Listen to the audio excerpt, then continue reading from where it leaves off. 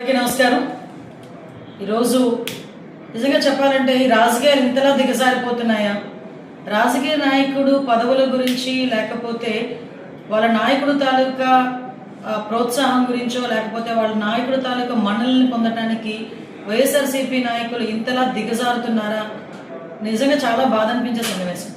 ఎందుకంటే ఒక మంత్రి చేసిన వ్యక్తి, రాజకీయంగా చాలా పదవులు చేసిన వ్యక్తి, చాలా సీనియర్ మోస్ట్ నాయకుడు, వైఎస్ఆర్సీపీ నాయకుడు అంబటి రాంబాబు. నేను ఇంతకు ముందు అంబటి రాంబాబు గారు అనేదాన్ని, కానీ గారు అన్న పదానికి అర్హత లేని వ్యక్తి అంబటి రాంబాబు. అంబటి రాంబాబు ఈరోజు ఒక చంద్రబాబు నాయుడు గారి గురించి మాట్లాడిన భాష, నేను ఒకటే సూటిగా అడుగుతున్నా, నీ భార్యకి కానీ మీ తల్లి గారికి కానీ ఒక్కసారి నువ్వు మాట్లాడిన భాష ఏదైతే ఉందో ఒక్కసారి చూపించి నేను మాట్లాడింది కరెక్టేనా అని మీ తల్లిని అడగండి, లేకపోతే మీ భార్యని అడగండి, లేకపోతే నీకు కూతురుంటే మీ కూతురుని అడగండి, అది కరెక్టే అని వాళ్ళు ఎవరైనా నోటి నుంచి చెప్తారేమో ఒక్కసారి ఆలోచించండి. అంటే మీరు మాట్లాడే భాష నీ కుటుంబ సభ్యులు కూడా యాక్సెప్ట్ చేయలేని విధంగా ఉండేటప్పుడు, దట్టు నీ వయసు కన్నా పెద్ద వ్యక్తి, ఒక ముఖ్యమంత్రి స్థాయి వ్యక్తి, అటువంటి వ్యక్తి గురించి చాలా నీచంగా విద్వేషపూరితమైన మాటలు మాట్లాడుతూ ఒక పక్క విధ్వంసాలు సృష్టించడానికి ప్రోత్సహిస్తూ లా అండ్ ఆర్డర్ని ఎలాగైనా భగ్నం చేయాలనే ఉద్దేశంతో నువ్వు పన్నాగం చూస్తూ ఉంటే నిజంగా మిమ్మల్ని ఏ జాతిలోకి పరిగణలోకి తీసుకోవాలో కూడా మాకు అర్థం కాదు. ఒక చెప్పాలంటే నీలాంటి గురించి మాట్లాడాలంటే కూడా సిగ్గు అనిపిస్తుంది. ఎందుకంటే ఈరోజు పోలీసులు నిన్ను అడ్డుకుంటే అసలు విషయం ఏం జరిగిందో కూడా ప్రజలందరికీ కూడా తెలియాలి. ఒక ఫ్లెక్సీలు తొలగించే విషయంలో మీరు వస్తాను అంటే డిపార్ట్మెంట్ నుంచి చాలా క్లియర్గా ఇన్స్ట్రక్షన్ వచ్చింది. మీరు అదే పని మీద కనుక అక్కడ వస్తే ఇబ్బంది పడతారు, మీరు అక్కడికి రాకూడదు అంటే మీరే స్వయంగా అంబటి రాంబాబే స్వయంగా పోలీసులకి నేను గుడికి వస్తాను, గుడి దగ్గర నుంచి బయట ప్రెస్ మీట్ మాట్లాడుకొని వెళ్ళిపోతాను, దానికి మాత్రమే డిపార్ట్మెంట్ పర్మిషన్ ఇచ్చింది. డిపార్ట్మెంట్ పర్మిషన్ ఇస్తే వచ్చి దర్శనం చేసుకొని బయటకు వచ్చి ప్రెస్ మీట్ మాట్లాడి అక్కడి నుంచి 500 మీటర్ల దూరంలో ఉన్న ఫ్లెక్సీల దగ్గరికి వెళ్ళేదానికి ప్రయత్నం చేస్తే అక్కడ ఆల్రెడీ కొంతమంది తెలుగుదేశం పార్టీ కార్యకర్తలు, కొంతమంది ఫాలోవర్స్ ఉంటే మళ్ళీ లా అండ్ ఆర్డర్ ఇష్యూ వస్తుందని ఎంత నచ్చ చెప్పడానికి ప్రయత్నం చేసినా పోలీసుల్ని కూడా చాలా అతి దారుణంగా పోలీసులను కూడా దూషించి గౌరవ ముఖ్యమంత్రి నారా చంద్రబాబు నాయుడు గారి గురించి నీచమైన మాటలు మాట్లాడి ఈరోజు అతని స్థాయిని దిగజార్చుకుంటున్నాడా, అతని పార్టీ స్థాయిని దిగజార్చుతున్నాడా, లేకపోతే అతని వ్యక్తిత్వమే అంతా, అతని నాయకుడు తాలూకా వ్యక్తిత్వమే అంతా నాకు అర్థం కాదు.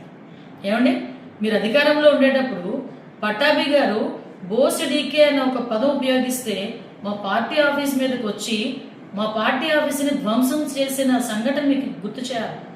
ఆ రోజు ఎందుకు అలాగ చేశారు అంటే మా కార్యకర్తలకి నా గురించి మాట్లాడితే బీపీ వచ్చింది అని జగన్మోహన్ రెడ్డి మాట్లాడిన మాట నేను ఈరోజు గుర్తు చేస్తున్నాను. ఈరోజు అదే పరిస్థితిలో మా నాయకుడు అనుకుంటే ఈరోజు రోడ్డు మీదకి వచ్చి మీరు మాట్లాడగలరా?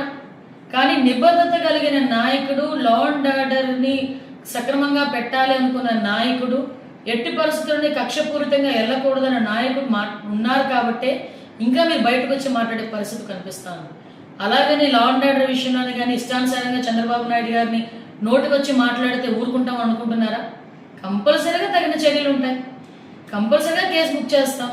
మీకు ఒకటే చెప్తున్నా, ఈరోజు చంద్రబాబు నాయుడు గారిని ఒక మాట అంటే నేను చంద్రబాబు నాయుడు గారిని అనేసాను నువ్వు అనుకుంటున్నావేమో, కానీ గౌరవ ముఖ్యమంత్రి గారిని ఒక మాట అంటే రాష్ట్ర ప్రజలను ఒక మాట అన్నట్టే. మళ్ళీ గుర్తు చేస్తున్న అంబటి రాంబాబు, జగన్మోహన్ రెడ్డి, చంద్రబాబు నాయుడు గారు లాంటి ఒక మంచి వ్యక్తిని, ముఖ్యమంత్రి స్థాయి వ్యక్తిని నువ్వు అధికారంలో ఉన్నప్పుడు, మేము ప్రతిపక్షంలో ఉన్నప్పుడు 53 రోజులకి జైల్లో పెట్టినందుకే 151 సీట్లు కాస్త 11 సీట్లకి దిగజారాయి. ఆ విషయం మర్చిపోకు. మళ్ళీ తిరిగి అటువంటి ఆ మంచి వ్యక్తిని ఈరోజు మళ్ళీ టచ్ చేస్తున్నావు. ఈరోజు నువ్వు ఎన్ని మాట్లాడినా, ఎన్ని బూతులు మాట్లాడినా మహానుభావుడు కుప్పం నియోజకవర్గంలో, తన సొంత నియోజకవర్గంలో సుమారుగా పిల్లలందరికీ కూడా 5,000 సైకిళ్ళు ఇచ్చి కుర్రోడ్ల సైకిల్ మీద హ్యాపీగా తొక్కుకుంటూ వాళ్ళతో పాటు ఉత్సాహాన్ని ముందుకెళ్తున్నారు. అది నాయకుడు అంటే. అలాంటిది ఈరోజు అంబటి రాంబాబు తాలూకా మాట తీరు కానీ నేను ఎందుకంటే ఇంకొక విషయం కూడా ప్రజలకు చెప్పాలి. ఈరోజు కల్తీనయ్యే విషయంలో రాష్ట్ర ప్రజలందరూ కూడా వైఎస్ఆర్సీపీ మొహాన్ని ఉమ్మేస్తున్నారు. దయచేసి క్షమించాలి నేను ఈ పదం ఉపయోగిస్తున్నానంటే. ఎందుకు ఇంత పెద్ద పదం ఉపయోగించానంటే, కల్తీ నెయ్యి వెంకటేశ్వర స్వామి ప్రసాదంలో కల్తీ నెయ్యి కూడా కాదు, అది నెయ్యి లేకుండానే కల్తీ చేసి అందులోని రసాయన పదార్థాలను కూడా యాడ్ చేసి అటువంటి వాటితో లడ్డు ప్రసాదం తయారు చేసి కొన్ని వందల కోట్లు 250 కోట్ల పైన స్కామ్ చేశారంటే, అలాంటి విషయం మీద ప్రజలందరూ కూడా ఈరోజు చర్చించుకుంటున్నారు, వైఎస్ఆర్సీపీని అసహించుకుంటున్నారని. ఈరోజు డైవర్షన్ పాలిటిక్స్ చేయడానికి ఈరోజు అంబటి రాంబాబు బయటకు వచ్చి ఏమీ లేకుండానే పెద్ద సీన్ క్రియేట్ చేసి కావాలని గౌరవ ముఖ్యమంత్రి గారిని అన్ని అసభ్య పదజాలంతో మాట్లాడాడు. అఫ్ కోర్స్ నువ్వు అనుకుని ఉండొచ్చు నేను డైవర్ట్ చేస్తున్నానని అనుకోవచ్చు, కానీ ప్రజలకు ఎప్పుడో రిజిస్టర్ అయిపోయింది విషయం. ఈరోజు నీ సంగతి రిజిస్టర్ అవ్వాలి. నువ్వు ఎలాంటోడివి, నీ నాయకుడు ఎలాంటోడు అన్న సంగతి కూడా ఎప్పుడో రిజిస్టర్ అయిపోయింది. ఎందుకంటే మీ భాగోతాలన్నీ మీరు అధికారంలో ఉన్నప్పుడే చూశారు ప్రజలందరూ కూడా. మళ్ళీ చెప్తున్నా అంబటి రాంబాబు, నోటికి వచ్చినట్టు మాట్లాడతాను. చంద్రబాబు నాయుడు గారి గురించి, లోకేష్ బాబు గారి గురించి, పవన్ కళ్యాణ్ గారి గురించి ఎలా మాట్లాడినా నాకు చెల్లిద్ది అనుకున్న రోజులు పోయే. నువ్వు ప్రజలకి సమాధానం చెప్పాలి, మా పార్టీ కార్యకర్తలకి క్షమాపణ చెప్పాలి. లా అండ్ ఆర్డర్ ఇష్యూస్ ఎవరైనా బ్రేక్ చేసినా కూడా ఎవరిని కూడా ఉపేక్షించే పరిస్థితి అయితే లేదు. ఈరోజు ప్రజా సంక్షేమం, అభివృద్ధి మాకు ఎంత ముఖ్యమో ప్రజా రక్షణ కూడా మాకు అంతే ముఖ్యం, ప్రజా భద్రత కూడా మాకు అంతే ముఖ్యం. ఈ ప్రజా భద్రతకి, ప్రజా రక్షణకి విఘాతం కలిగించడానికి ఎవరు ప్రయత్నం చేసినా, అలాంటి విషయాలు రెచ్చగొట్టే ధోరణిలో ఎవరు మాట్లాడినా డెఫినెట్గా వాళ్ళ మీద చర్యలు ఉంటాయి. ఈ విషయంలోని కొంచెం జాగ్రత్త వహించాల్సిందిగా మాత్రం హెచ్చరిస్తున్నాం.